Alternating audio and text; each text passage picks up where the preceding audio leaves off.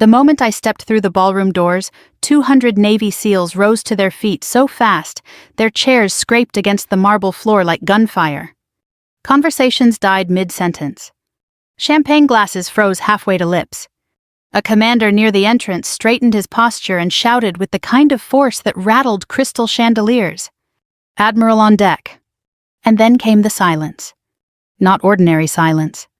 The kind that makes people suddenly aware of their own breathing.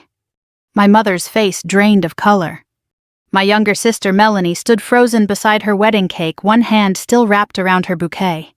And my father, the same man who had texted me less than 24 hours earlier telling me nobody cared about my Navy career, looked at me like he was seeing a stranger. I wish I could tell you that moment felt good. For 30 years I'd imagined some version of it. Some moment where people who dismissed me would finally understand who I'd become. But standing there in my white dress uniform with 4 stars on my shoulders, all I really felt was tired. Tired enough to realize revenge rarely arrives the way you imagine it. The strange thing about humiliation is that it ages with you. I was 58 years old standing in a Charleston ballroom, yet part of me still felt like the skinny 17-year-old girl sitting at my parents' dinner table, while my father praised my little sister for being sweet and criticized me for being difficult. Back then, Melanie could do no wrong. She was homecoming queen. Church choir. Beautiful smile. Perfect manners. And me? I was the girl who asked too many questions. The girl who wanted to join ROTC. The girl who talked about aircraft carriers instead of weddings. My father used to laugh whenever I mentioned the military. "Claire," he'd say, "women don't belong on warships." That was in 1985. I remember because Ronald Reagan was still president, and my mother was cooking meatloaf when I announced I wanted to apply to the Naval Academy. Melanie nearly choked, laughing. My father folded his newspaper slowly and looked at me like I'd embarrassed him. "You'll grow out of this phase." But I didn't. If anything, the Navy became the one place where people finally stopped asking me to shrink myself. At Annapolis, nobody cared whether I smiled enough. Nobody cared whether I looked pretty at church socials. They cared whether I could lead, whether I could endure, whether I could stay calm when things got hard. Turns out I could, though my family never quite forgave me for it. Over the years, our phone calls became shorter. Birthdays forgotten. Holidays missed because I was deployed. My father once introduced me to a neighbor by saying, "This is our daughter Claire. She works for the government." Works for the government. At the time, I'd already commanded thousands of sailors. But I smiled politely because after a while disappointment becomes routine. 3 days before Melanie's wedding, I was sitting inside my office at Naval Station Norfolk reviewing retirement paperwork when my phone buzzed. "Dad." I almost didn't answer. We hadn't spoken properly in months. Instead, I opened the message. "No one cares about your Navy career. Please don't embarrass us by wearing that uniform to Melanie's wedding." I stared at the screen a long time. Outside my office window, gray Atlantic rain hammered against the pier. Young sailors hurried between buildings with their collars turned up against the wind. I remember feeling strangely hollow. Not angry. Not surprised. Just tired. After all those years, my father still believed my service was something shameful, something attention-seeking. I set the phone down carefully. Then I laughed once. A quiet laugh. Because by then I'd spent more than 3 decades making life-and-death decisions under pressure, and somehow a text message from an 80-year-old man still had the power to hurt me more than enemy fire ever had. That evening I nearly decided not to go. I poured myself a glass of bourbon in my Norfolk townhouse and sat alone in the quiet. No husband. No children. That part of my life had slipped away somewhere between deployments and promotions. David, my ex-husband, used to say the Navy always came first.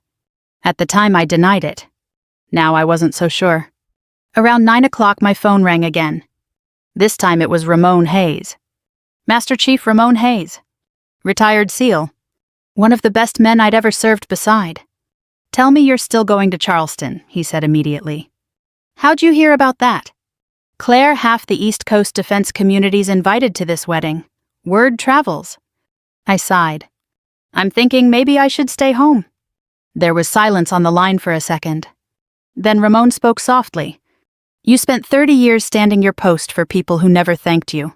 Don't start hiding now." That hit harder than I expected. Ramon had seen me during some of the ugliest years of my career.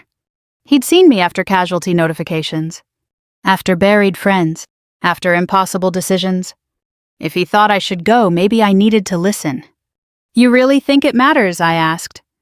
"No," he said, "I think you matter." I didn't sleep much that night. The next morning I pulled my full white dress uniform from the garment bag hanging in my closet. Gold buttons polished. Sleeve stripes immaculate. 4 silver stars waiting on the shoulders. I ran my hand across the fabric slowly. People imagine uniforms make you feel powerful. Sometimes they just remind you how much life they cost. By noon, I was driving south toward Charleston in my black sedan with old jazz playing softly through the speakers. The highway stretched endlessly beneath gray Carolina skies. Billboards. Gas stations. Church signs. Tiny southern towns where American flags fluttered outside hardware stores. The kind of places where people still say sir and ma'am. By the time I reached Charleston, evening sunlight had turned the harbor gold. The wedding venue sat along the waterfront like something out of a magazine. White columns, enormous oak trees, strings of lights swaying in the breeze. Valet attendants hurried between luxury cars. Women in pastel dresses laughed beneath champagne tents. And suddenly, at 58 years old, I felt like an unwanted teenager again. I checked into my hotel quietly under my maiden name. The receptionist recognized me from television almost immediately, but was polite enough not to mention it loudly. That night my mother called.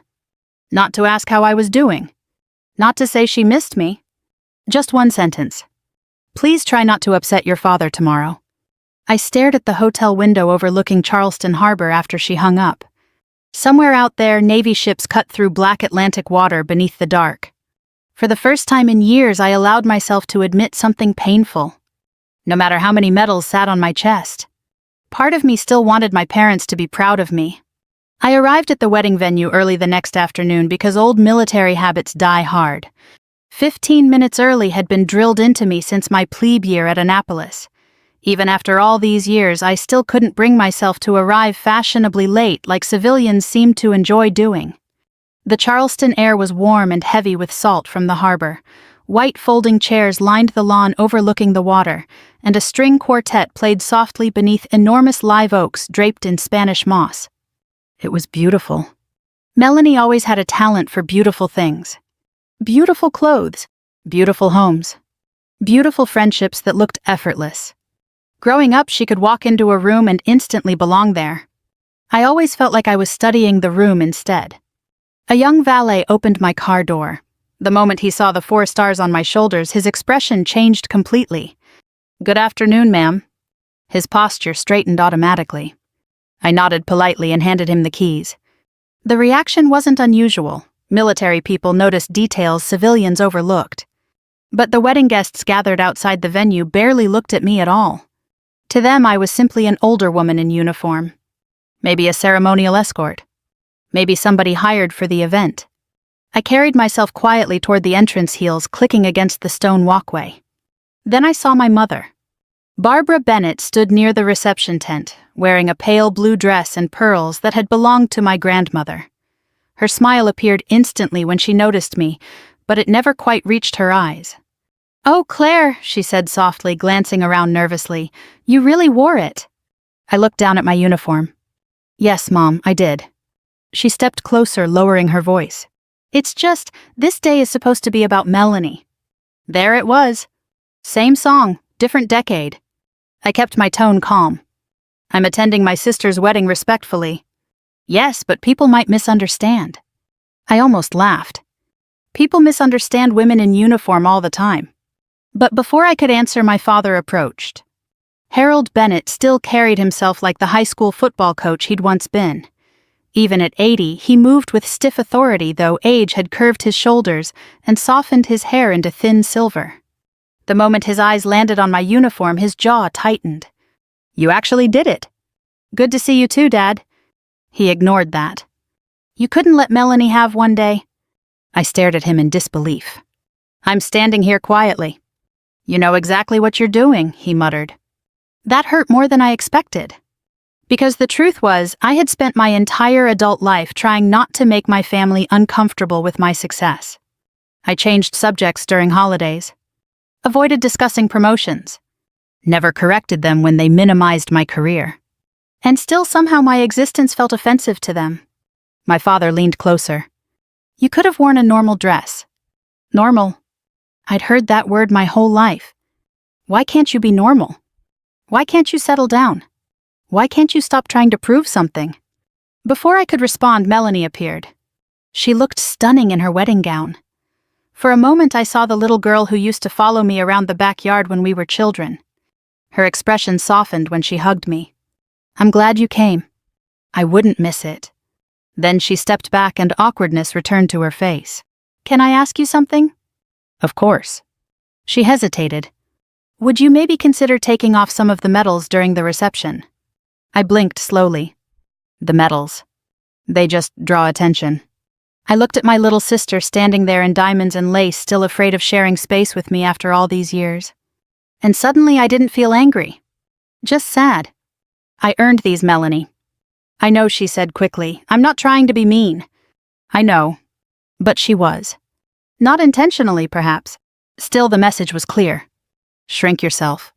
Again.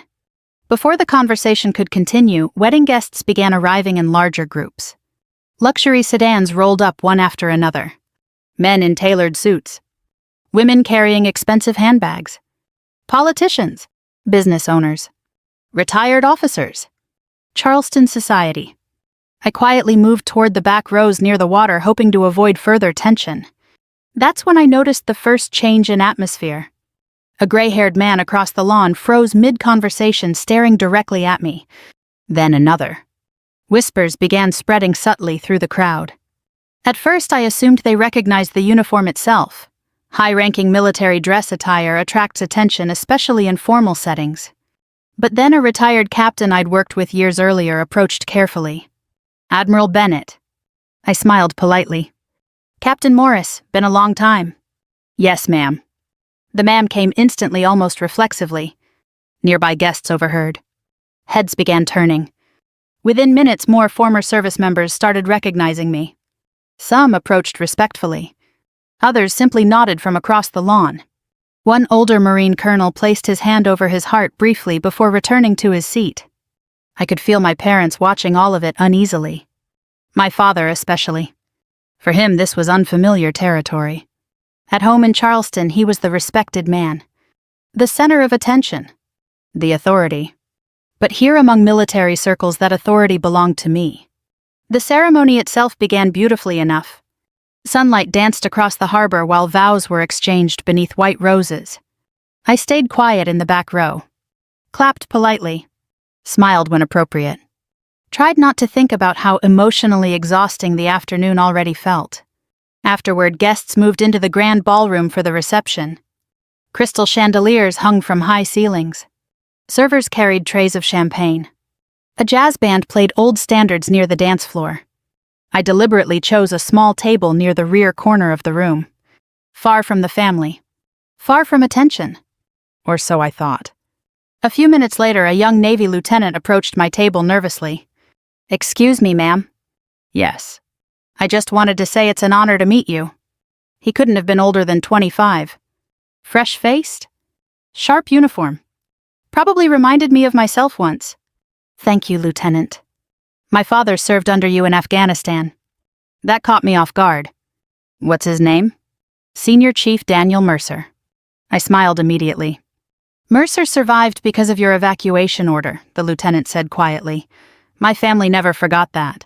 Emotion tightened unexpectedly in my chest. Before I could answer, another officer approached. Then another.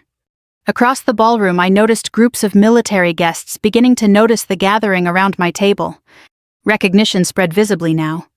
A retired SEAL commander near the entrance suddenly stood upright. His eyes widened, and then everything changed. Chairs scraped backward across marble floors, one after another.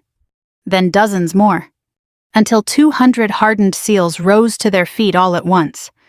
The sound hit first. Not voices. Not applause. just the violent scrape of chairs against marble as 200 men rose at the exact same moment. Every instinct inside me immediately recognized military discipline at work. The ballroom froze. Conversations stopped so abruptly that even the jazz band faltered into silence mid-song. I remained seated for half a second, stunned. Then a commander near the ballroom entrance squared his shoulders and bellowed with the kind of authority that once carried across aircraft carrier flight decks. "Admiral on deck." Every military guest snapped to attention. Some civilians stood awkwardly without understanding why. Others simply stared. I slowly rose from my chair. The room became utterly silent. I'd heard that command thousands of times in my life, on ships, at ceremonies, during inspections, in war zones where rank and order meant survival. But hearing it there in my sister's Charleston wedding reception while my parents stood speechless 20 feet away felt surreal. For one strange moment it was as though my two separate lives had collided. The daughter who was never enough, and the admiral who commanded fleets. The commander nearest me held his salute. "Permission to speak freely, ma'am." A faint smile tugged at my mouth despite myself. "You always did anyway, Commander." A few quiet laughs rippled through the military crowd, easing the tension slightly. Then I recognized him fully. Commander Nate Holloway. Former SEAL team leader? Last time I'd seen him was overseas nearly 15 years earlier after a disastrous extraction operation in Kandahar. His hair was grayer now, face older. But his eyes carried the same sharp steadiness. "It's good to see you, Admiral Bennett," he said quietly. "You too, Nate." Behind him stood row after row of current and former SEALs officers, chiefs, enlisted sailors, Marines, and defense personnel. Some I recognized immediately. Others had aged enough that I needed a second glance. Yet every face carried the same expression. Respect. Real respect. Not the shallow kind people show powerful individuals because they want something. This was different. This came from shared hardship, shared sacrifice. Across the ballroom, I finally looked toward my parents. My mother's hand covered her mouth. My father stood perfectly still beside her, his face pale beneath the ballroom lights. He looked genuinely confused, as though he couldn't reconcile the daughter he'd spent decades dismissing with the reaction unfolding around him. Melanie looked overwhelmed, more than angry now. The groom Ethan leaned toward her, whispering something urgently while glancing at me with obvious astonishment. Then an older man approached through the crowd. Tall, silver-haired, expensive Navy suit. I recognized him immediately. Thomas Whitaker, former Navy officer turned defense executive worth more money than most small towns. Also Ethan's father. He stopped directly in front of me and extended his hand warmly. "Admiral Bennett," he said, "I had no idea you were Melanie's sister." "That makes two of us," I answered before I could stop myself. To my surprise, Whitaker laughed softly. "Well," he said, "this explains why half the military guests suddenly forgot there's a wedding happening." Even I smiled at that. Whitaker turned toward the room. "For those of you civilians wondering what's happening," he announced calmly, "you're looking at Rear Admiral Claire Bennett, one of the most respected operational leaders this country's produced in the last 20 years. Murmurs spread immediately. I felt my stomach tighten. I never enjoyed public praise. After enough years in leadership, attention becomes exhausting. But there was no stopping it now. A retired SEAL near the back raised his glass. "She brought our boys home." Another voice answered. "Damn right she did." Then another. "Saved my unit in Helmand." A man I barely recognized stepped forward slowly. His left leg carried a noticeable limp. When he spoke, emotion roughened his voice. "You wrote letters to every one of our families after Red River." The room quieted again. I remembered him then. Chief Petty Officer Marcus Dean. We'd lost 4 men during Operation Red River. Worst night of my career. Dean stopped directly in front of me. "You sat with my wife for 6 hours after they told us Tommy didn't make it," he said quietly. "Most commanders send paperwork. You stayed." I swallowed hard. Some memories never loosen their grip. "That's what leaders are supposed to do," I answered softly. "No, ma'am," Dean replied. "That's what good people do." For a moment I couldn't speak. Around us, even civilians seemed moved now. The room no longer felt judgmental. It felt human. And strangely enough, that made everything harder. Because standing there surrounded by all that respect, all I could think about was how badly I'd wanted even a fraction of it from my own family. Whitaker gently motioned toward the head table. "Admiral, would you honor us by joining the family seating?" Before I could answer, my father finally found his voice. "Yes," he said quickly. "Of course she should sit with family." The sudden change almost made me laugh. 2 hours earlier, he'd wanted me invisible. Now he looked desperate to claim me publicly. I walked toward the head table slowly. Guests parted instinctively to make room. Some shook my hand. Others thanked me for my service. One elderly woman touched my arm and whispered, "My grandson made it home because of women like you." I thanked her quietly. When I finally reached the table, my father wouldn't meet my eyes. My mother looked emotional enough to cry. Melanie stared at me carefully. Not with jealousy anymore. Something closer to confusion. As if she'd suddenly realized she never actually knew me. Dinner resumed awkwardly. Conversation slowly returned. But the energy in the ballroom had changed permanently. Now people approached our table constantly. Military officers. Business leaders. Politicians. All wanting to speak with me. My father sat quietly through most of it, listening while strangers described accomplishments he'd never bothered learning about. At one point, an older senator shook my hand firmly. "Your Gulf evacuation strategy saved American lives," he said. "Washington still talks about that operation." My father looked at me sharply.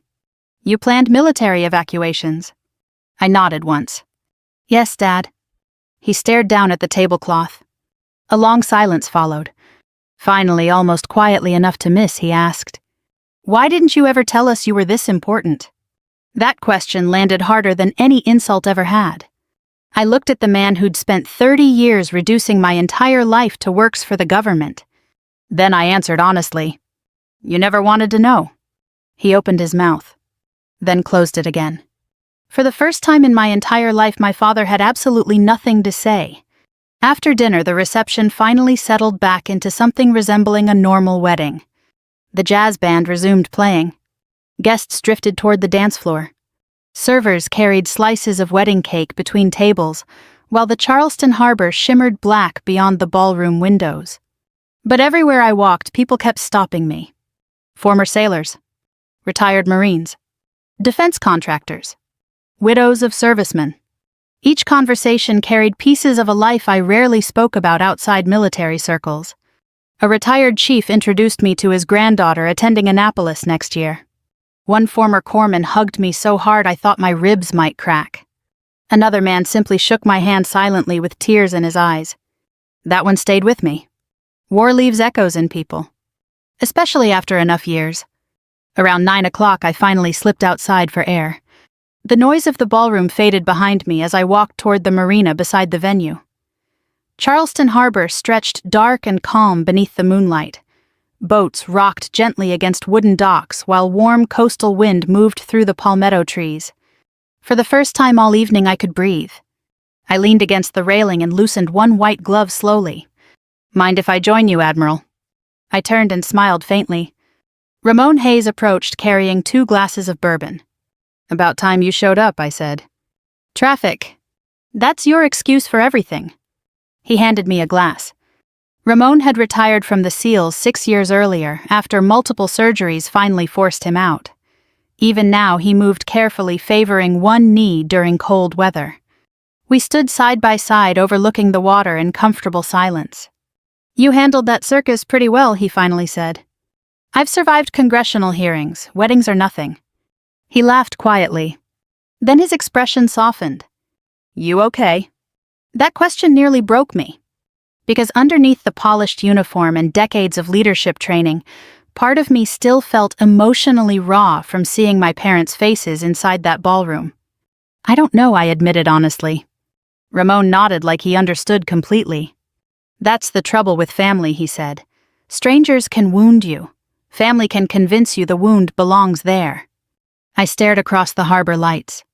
"You know the ridiculous part, I'm 58 years old, and I still wanted my father to look proud of me. That never goes away." "Number?" "Nope." He took a sip of bourbon. "My old man hugged me once in his entire life. I remember the date better than my wedding anniversary. I laughed softly at that. Then footsteps approached behind us. I turned expecting another guest. Instead, it was Melanie. Still in her wedding gown. Still carrying that careful expression people wear when approaching emotional landmines. I hope I'm not interrupting. Ramon immediately stepped back politely. I'll give you ladies a minute. Once he disappeared toward the ballroom, Melanie joined me at the railing. For a while, neither of us spoke. Finally, she exhaled slowly. I owe you an apology. I remained quiet. When I asked you to remove your medals? She looked down. That was wrong. It wasn't about the medals. No, she admitted, it wasn't. The harbor wind moved loose strands of hair across her face. You know what's awful, she said quietly. I spent most of my life thinking Mom and Dad loved me more because I was somehow better than you.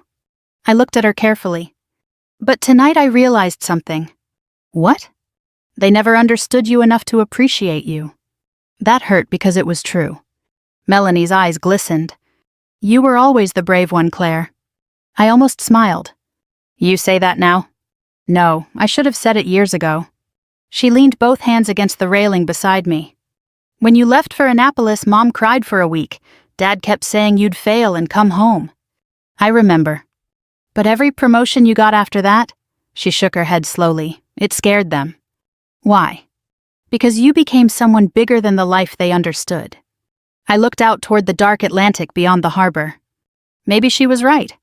Small-town Southern families sometimes know how to celebrate familiar success. Marriage. Children. Local respectability. But ambition that carries someone far away can feel threatening. Especially when it changes the family structure itself. Melanie touched my arm gently. For what it's worth, she whispered, I was always proud to tell people my sister was in the Navy. Emotion tightened unexpectedly in my throat. Thank you. We stood together quietly after that. For the first time in decades, the competition between us felt gone. Not healed completely, but softened. Then my mother appeared outside the ballroom doors. Her mascara had smudged slightly. She looked smaller somehow. Older. Claire, she said softly, could we talk? Melanie squeezed my hand once before walking away. My mother approached carefully like she feared I might disappear if she moved too quickly. I owe you an apology too, she said immediately. I stayed silent. She looked down at her hands. I didn't understand your life. I think maybe I chose the easier daughter. The honesty stunned me. Melanie needed me differently, she continued. You always seemed so strong. I let out a tired breath. That's the problem with strong daughters, Mom. People think they don't need kindness. Tears filled her eyes instantly. I never meant to hurt you. But you did. I know. For a moment, neither of us spoke. Then she surprised me completely. I used to keep newspaper clippings about your promotions, she admitted quietly. Your father didn't know. I stared at her. What? They're in my dresser drawer at home. That image nearly shattered me. My mother secretly saving pieces of my life while pretending indifference for years. Why do families do this to each other? Why do people who love one another waste so much time withholding it? Before I could answer, another voice spoke behind us. Barbara. My father. He stood near the ballroom doors looking uncomfortable in a way I'd never seen before. My mother quietly touched my arm and walked back inside, leaving us alone. Dad approached slowly toward the marina railing. The harbor wind moved through his silver hair. For several seconds he simply stared out at the water beside me. Then he spoke without looking at me. I was drafted in 1967. That caught me completely off guard. You never told me that. No, his jaw tightened, because your grandfather made some calls, kept me from serving. I frowned slightly. Dad swallowed hard. I spent my whole life pretending that didn't bother me. And suddenly pieces began fitting together.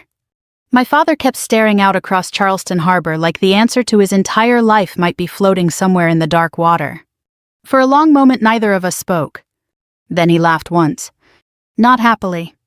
More like a man finally exhausted from carrying something too heavy for too long. Your grandfather knew people, he said quietly. Important people, county judges, politicians, men who owed favors. The wind moved softly against the marina docks beneath us. When my draft notice came, he paused. He made sure I never went to Vietnam. I studied him carefully. Growing up, my father had always carried himself like the toughest man in any room, confident, certain, loud when necessary. But standing there now, he looked smaller somehow. Human. I always told people I had a knee problem, he continued. Truth is, I was healthy as a horse. I didn't interrupt. Back then, I convinced myself I was lucky. He swallowed. Then boys I grew up with started coming home in boxes. Pain roughened his voice on the last word. My best friend Tommy Walker died outside Da Nang in '68. We played football together since middle school. He rubbed his hands together slowly. I remember standing at his funeral while everybody called him a hero. His eyes remained fixed on the harbor, and all I could think was, that should have been me over there. The pieces finally clicked together inside my mind. His resentment. His discomfort around military service. His hostility toward my career. It had never truly been about me. It was shame. A lifetime of it. I spent 40 years trying not to think about Vietnam, he admitted quietly. Then my daughter joins the Navy and becomes everything I was too scared to become myself. I let out a slow breath. You could have told me. How he snapped suddenly. How exactly was I supposed to say that? The old temper flashed briefly before fading again. I didn't even know how to admit it to myself. Silence settled between us. Somewhere behind us inside the ballroom, guests laughed while the band played old Frank Sinatra songs. Normal life continuing. Meanwhile, my father stood unraveling decades of buried guilt beside a dark marina. I thought if I minimized your career, he whispered, maybe I wouldn't feel so ashamed of mine. That one hurt. Not because it was cruel. Because it was honest. I leaned both hands against the railing. You know what's strange, Dad? What? I spent my entire life thinking you were disappointed in me. He looked at me finally then. Deep regret filled his face. Claire, he said quietly, I never stopped being proud of you. The words hit me so hard I nearly looked away. Because they arrived about 30 years too late. You had a funny way of showing it. I know. He nodded immediately. I know that now. For a moment I saw not the intimidating father from my childhood, but simply an old man carrying regrets he could no longer outrun. Age does that to people. Eventually life strips away enough pride that honesty becomes easier than pretending. Dad cleared his throat roughly. When you left for Annapolis, I told everybody you'd quit after one semester. I smiled faintly. I remember. But every time you proved me wrong, he shook his head slowly, I'd secretly brag about you at work. I blinked. What? Oh, I never told you. He gave a weak laugh. But I kept your newspaper articles in my desk drawer. Emotion caught unexpectedly in my chest. All those years. All those wasted years. I didn't understand your world, he admitted. Truth is, I think it scared me. I stared out at the water again. When I commanded my first destroyer, I said softly, I was terrified every single day for 6 months. Dad looked surprised. You. Yes, me? You never looked scared. That's leadership. A small smile touched his face for the first time all evening. Then he asked quietly, did it cost you a lot, the Navy? That question carried more compassion than anything he'd asked me in years. I thought about David. The miscarriage during deployment. Missed anniversaries. Buried friends. The loneliness of command. Yes, I answered honestly, it cost a lot. Dad nodded slowly like he finally understood something important. You know, he said your mother used to sit by the television during Desert Storm waiting for updates. Pretended she wasn't worried. He smiled faintly, but every time your name came on screen, she'd cry afterward. I looked down at my white gloves resting against the railing. Families are complicated creatures. Sometimes love hides beneath layers of fear, pride, resentment, and misunderstanding, until nobody remembers how to express it properly anymore. Around 10:30, guests began leaving the reception. The music softened. Valets brought cars around front. Inside the ballroom, staff cleared champagne glasses while Melanie and Ethan prepared for their final send-off. Dad shifted awkwardly beside me. I know I can't fix everything tonight. No, I agreed gently, you can't. He nodded once. But I'd like to try. For the first time in decades, I believed him. The next morning I woke before sunrise out of habit. My hotel room overlooked Charleston Harbor, glowing pale gold beneath early morning light. Cargo ships moved slowly across the water while gulls circled above the docks. I dressed quietly in civilian clothes for the drive back to Norfolk. No uniform today. Just jeans, loafers, and a navy sweater. By 7 o'clock I was downstairs checking out when the front desk clerk smiled nervously. "There's someone waiting for you outside, Admiral Bennett." I stepped through the hotel doors, expecting perhaps Ramon. Instead, my father stood beside his old Buick holding a worn cardboard box. For a second, neither of us spoke. Then he held the box toward me awkwardly. "Your mother wanted you to have these." I opened it carefully. Inside sat dozens of letters. My letters. Every letter I'd mailed home from Annapolis during my academy years. Some still carried creases from being folded and unfolded repeatedly. My throat tightened instantly. "She kept all of them," I whispered. Dad nodded. "I read them last night." He looked exhausted, older than I'd ever seen him. Then he reached into the box and pulled out one envelope carefully. There was one line. His voice cracked slightly. One line I can't stop thinking about. He handed me the letter. I recognized my own 18-year-old handwriting immediately. Dad swallowed hard. "You wrote..." He paused. "I hope someday Dad will finally be proud of me." Emotion hit both of us at once. His eyes reddened visibly. "I was proud the whole time," he said quietly. "I just didn't know how to say it." I looked at the old man standing before me. And for the first time in my life, I believed him. Melanie arrived a few minutes later carrying coffee and breakfast sandwiches for the drive. She hugged me tightly before I left. "No more disappearing for months at a time," she warned gently. "I'll try." As I pulled onto the highway north, Charleston disappeared slowly behind me beneath soft Carolina morning light. And somewhere between the harbor and the interstate, I realized something unexpected. The greatest victory of my life wasn't becoming an admiral. It was finally understanding I no longer needed anyone's permission to know my own worth. A few hours later, I stopped at a small airport cafe near Norfolk. While waiting for coffee, a nervous young woman in Navy recruit sweats recognized me immediately. Her eyes widened. "Admiral Bennett." I smiled softly. "That's me." The young recruit straightened awkwardly and offered an uncertain salute. I returned it warmly. And suddenly, for the first time in years, the future felt lighter than the past. If this story touched something in your heart, maybe share it with someone who spent too many years feeling unseen. And if you've ever struggled to hear the words, "I'm proud of you," remember this. Sometimes people love us long before they learn how to say it. Thank you for listening.